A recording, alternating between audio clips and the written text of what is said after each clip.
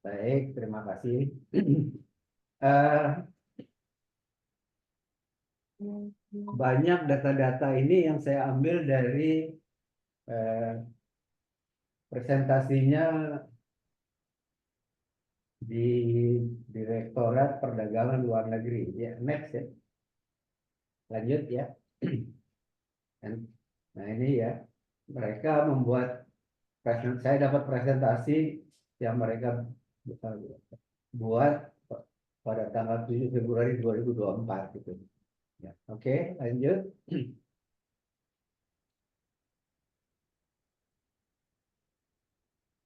Ini perundingan-perundingan jasa foralnya itu bentuknya itu ada satu multilateral itu WTO. Jadi seluruh anggotanya hadir pada waktu diadakan pertemuan, gitu ya. Kemudian ada juga yang regional ASEAN, gitu ya. Ada 11 kalau nggak salah ASEAN sekarang ya. Kemudian ada ASEAN plus one, artinya ASEAN dengan Australia, ASEAN dengan yang lainnya, gitu ya. Kemudian eh, oke. Kemudian ada RCEP sebelum mundur dulu sih ya. Oke. Jadi RCEP ini eh, perdagangan di Asia Pasifik. Ya.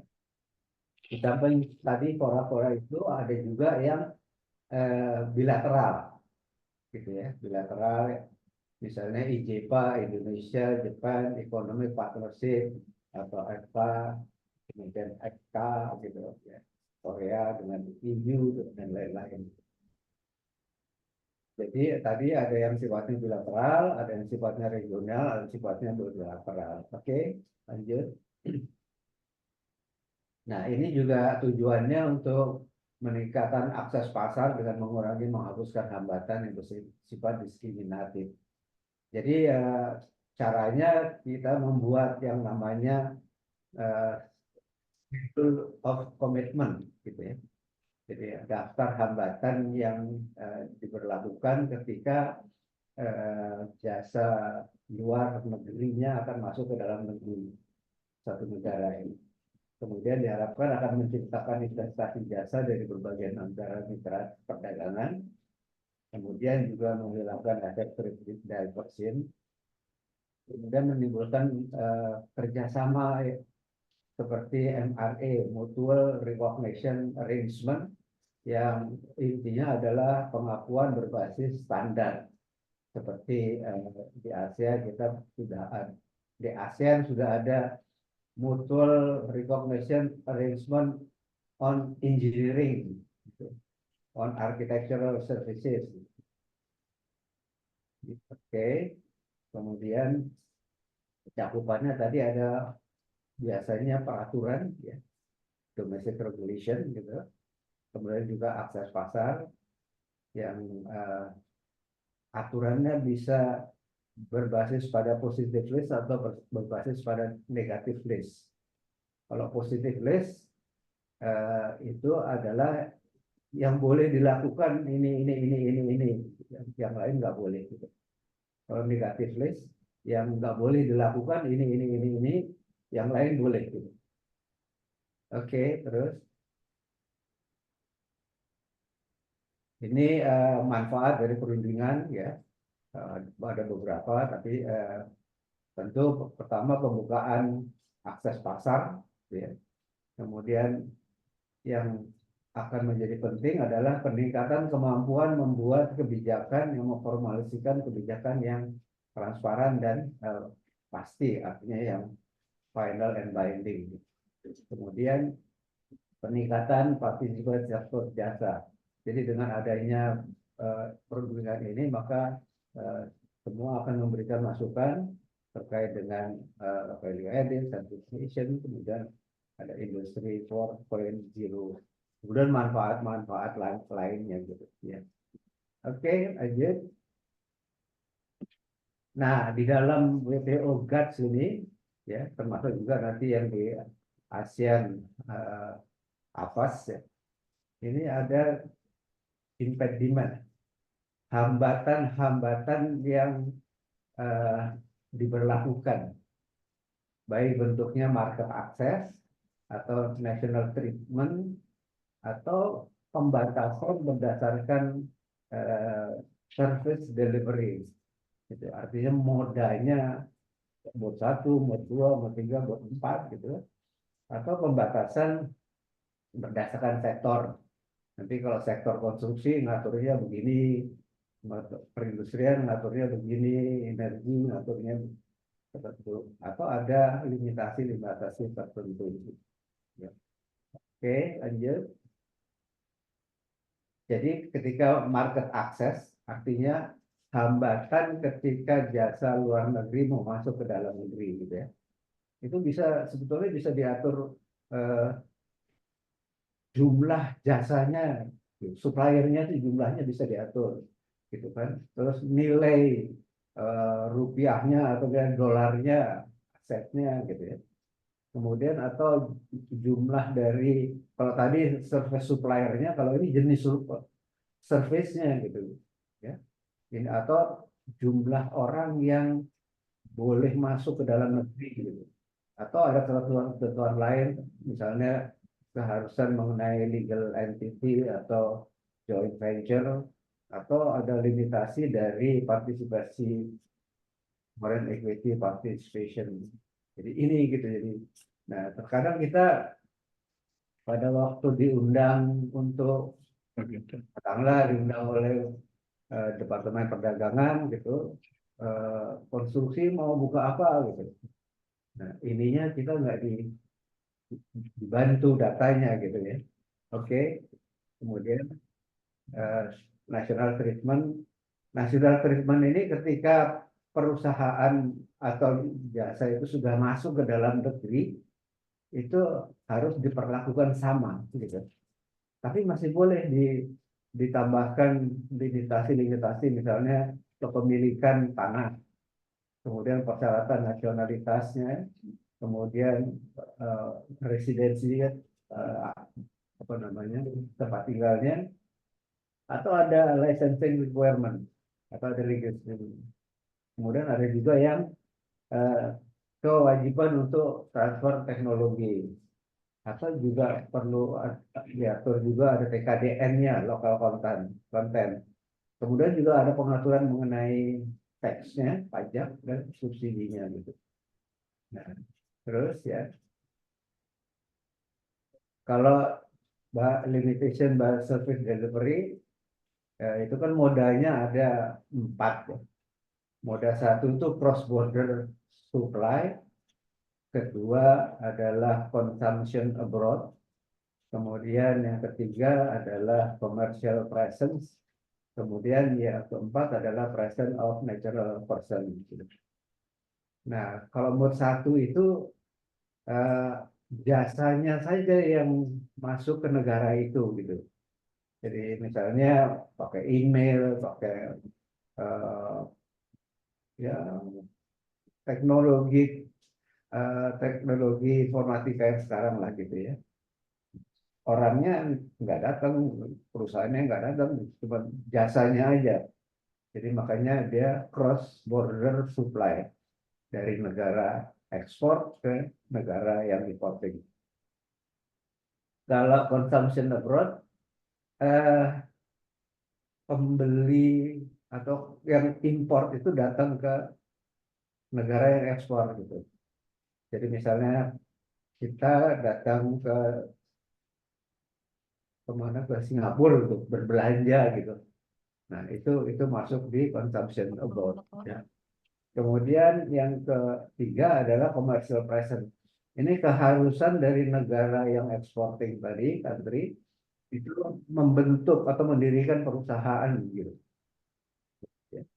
Kemudian yang terakhir ini presence of natural person, persyaratan siapa-siapa yang boleh masuk ke dalam negara yang mengimpor gitu.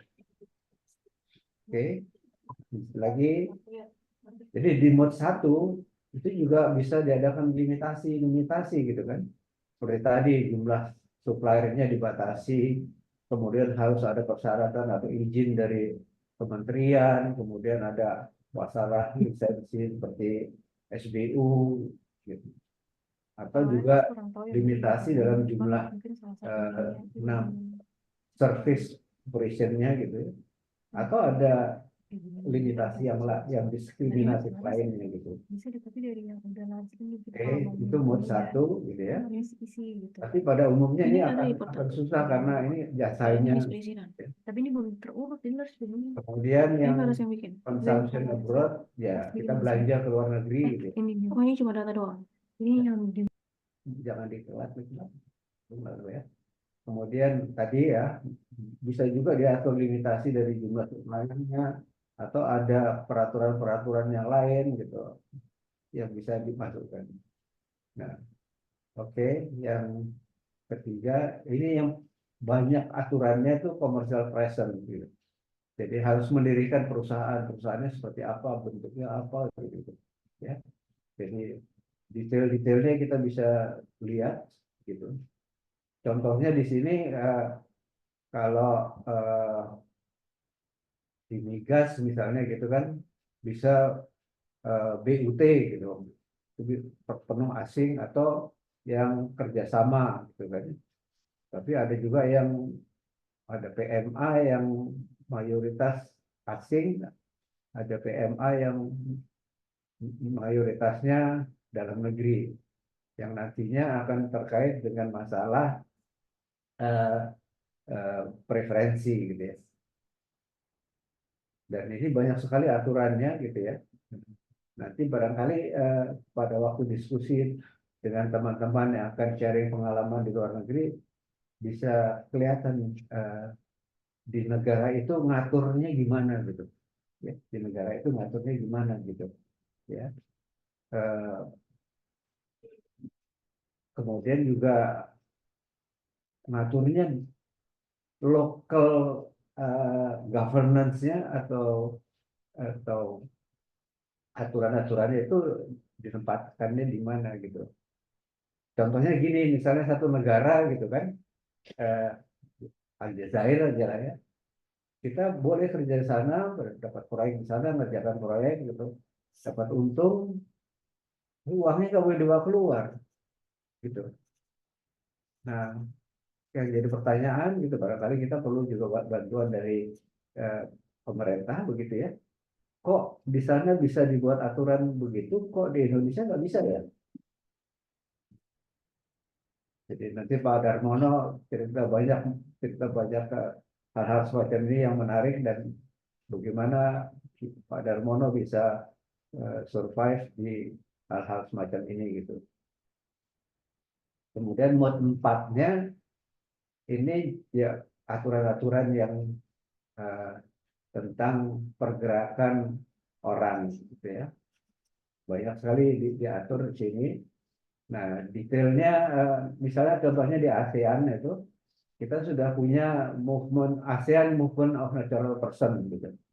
Nanti kalau ada teman dari apa namanya PUPR barangkali bisa juga sharing nanti programnya sudah seperti apa gitu. Jadi natural person itu bukan hanya tenaga ahli gitu ya, tapi juga direktur perusahaan itu diaturnya gimana gitu kan. Kemudian juga spouse-nya, istrinya, anaknya gitu. Itu diatur semua gitu. Ya. Oke, ini cara kita menyampaikan limitasi atau impediment itu tadi ya dengan yang namanya schedule of commitment. Jadi ada yang sifatnya horizontal measures, artinya berlaku di semua sektor gitu. Ya. Misalnya ada commercial expression, ada pembelian tanah dan lain-lain itu berlaku semua gitu kan. Tapi ada juga lanjut ya yang berlaku pada sektor tertentu gitu. Ini contoh di sektor konstruksi ya. Di dalam perundingan-perundingan itu selalu basisnya adalah menggunakan CPC, Central Product Classification. dan itu pun juga yang dipakai versi profesional gitu. Jadi di PU itu ada dua yang ngatur konsultan sama ngatur kontraktor gitu di sektor konstruksi. CPC-nya 8671 itu untuk jasa arsitektural, kemudian 8672 jasa engineering, kemudian 8673 jasa integrated engineering, 874 jasa tata kota dan arsitektur lanskap, 875 jasa surveyor. Nah, biasanya tim dulu ada yang di mana di samping di PU gitu, kita suka diundang juga di TKBJ, tim koordinasi bidang jasa dari Departemen Perdagangan gitu. Dan kita selalu diminta gimana perkembangan, boleh buka apa lagi gitu. Gitu. Kemudian untuk konstruksi yang kedua itu kontraktor, termasuk PC lah di situ ya. Jadi ini ada CPC 511, 512, 513, 514, 515, 516 dan semua. Ini yang kita bisa sebetulnya bisa ngatur yang 511 itu apa, 52 gitu. Seperti contoh berikutnya ini gitu. Nah, ini gitu kan. Dan schedule of commitment-nya itu bisa berbeda antara di WTO sama di ASEAN gitu kan. Jadi untuk construction services 511, 512, 513, 514, 515 itu unbound. Unbound itu nggak janji lah gitu ya. Kalau yang dua itu nggak ada aturannya gitu kan. Kemudian yang commercial presence-nya harus bikin joint operation, kan? Ya. Kemudian harus bikin joint venture gitu kan, dan equity participation atau foreign equity participation-nya nggak boleh lebih dari 55% gitu. Tapi ini schedule of commitment yang dibuat tahun 2007 nggak salah ya, sampai sekarang belum pernah dengar ada perbaikan gitu ya. Itu tadi di soal market access, jadi hambatan ketika dia mau masuk gitu. Nah, ketika dia uh, sudah dalam masuk gitu ya, itu ada yang namanya national treatment. Itu mode satunya unbound, mode duanya unbound, mode tiganya perlu ada license fee requirement, kemudian ada registernya, gitu ya. Kemudian juga persyaratan dari local partnernya. Sedangkan mode 4-nya itu as specified in horizontal measure, ya, dan berlaku di seluruh sektor. Gitu. Jadi hal-hal semacam ini yang selalu kita didiskusikan pada waktu dulu oleh tim TKBJ. Oke, ASEAN selanjutnya, ASEAN hampir sama begitu ya, gitu ya, gitu. Kemudian selanjutnya, oke, nah besok kan kita diundang nih sama perindustrian, kita belum tahu nih CPC-nya yang mana gitu. Yang saya rangkum dari Schedule of Commitment Indonesia ya ini gitu kan, 86721 advisory and consultative, 86725, 8672 itu soal engineering ya, yang tadi PU juga 8672 gitu ya. Nah, ini ada yang engineering design services for industrial process and production, itu adanya di perindustrian. Kemudian ada project management services other than construction, itu masuknya di perindustrian. 841 related to installation of computer hardware. Kemudian software implementation service 842, 843, kemudian 8676 itu technical and analysis services, kemudian 884 dan 85 itu yang terkait dengan manufacturing. Jadi besok kita akan tanyakan kepada teman-teman kita di perindustrian apa ini gitu ya. Dan kemudian terus kita mesti bisa apa, mesti nyiapin apa gitu. Oke. Yang lebih seru lagi energi. Sampai sekarang saya belum dapat informasi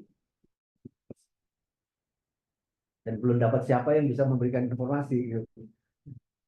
Dulu ketika Ibu Evita Legowo sebagai dirjen, dia mengusulkan energy classification. Jadi secara ngomong-ngomong gitu sih, setuju gitu, tapi belum bisa diketok. Jadi energi belum punya klasifikasi berdasarkan EPC-nya. Nah, tentu kita perlu bicara, perlu mendengarkan dari TSDM bagaimana mengenai sektor ini gitu. Karena kita kan banyak terkait juga ini di soal energi. Gitu. Oke. Nah, ke depan upaya langkah maju dari pemerintah dan kita seperti apa gitu. Oke. Ini laporan dari TKB, laporan dari Dirjen Perdagangan Luar Negeri, ya. Oke. Mereka sudah ada 38 perjanjian, 15 perundingan, kemudian untuk yang akan datang, yang ongoing itu ada 15, kemudian yang sedang dirancang itu 15. Itu untuk perdagangan umum, sedangkan untuk perdagangan jasanya itu ada 20 perjanjian yang sudah ditandatangan, ada ongoingnya 6, ada yang akan datang. Dan fora perjanjiannya begitu banyak gitu. Kadang-kadang kita bingung juga diundang ini dalam rangka apa sih gitu. Gitu. Ya. Misalnya ada Indonesian Eropa gitu kan, dengan Kanada, dengan Mercosur, dengan Jepang. Kebetulan kalau dengan Jepang saya ikut di dalam tim delegasi Republik Indonesia, jadi agak tahu. Tapi yang lain-lainnya saya nggak tahu gitu. Tapi tidak sebanyak ini dulu yang saya tahu tahun 2006 ya terakhir. Kemudian di ASEAN, ASEAN juga berbeda gitu kan. Malah oke selanjutnya, bentar ya. Ini pun juga yang tadinya namanya AFAS gitu ya. Sekarang udah jadi AFISA ya, ASEAN Trade in Services Agreement. Ini lebih kepada masalah financial, masalah telecommunication, kemudian air transport sama non-conforming yang ada di dalam paket 10. Gitu. Ini sudah ditandatangan gitu tahun 2019. Kemudian kita masih menunggu pengesahan di DPR-nya gitu. Oke. Ini juga yang tadi ya, MNP ASEAN sudah ada, jadi sudah lengkap di situ kita bisa tahu kita boleh ke ASEAN itu seperti apa. Tapi kalau untuk WTO kita belum tahu gitu seperti apa. Oke. Nah, terus ke depan kita perlu arahan ini dari kita mau ngapain, kita mesti ngapain gitu kan. Program pemerintahnya seperti apa, terus kita bisa bantu apa. Oke. Barangkali itu yang bisa saya sampaikan. Ya. Nanti mungkin kalau ada pertanyaan saya bisa jawab gitu. Nanti kalau nggak bisa jawab ya saya tanya yang siapa yang bisa jawab.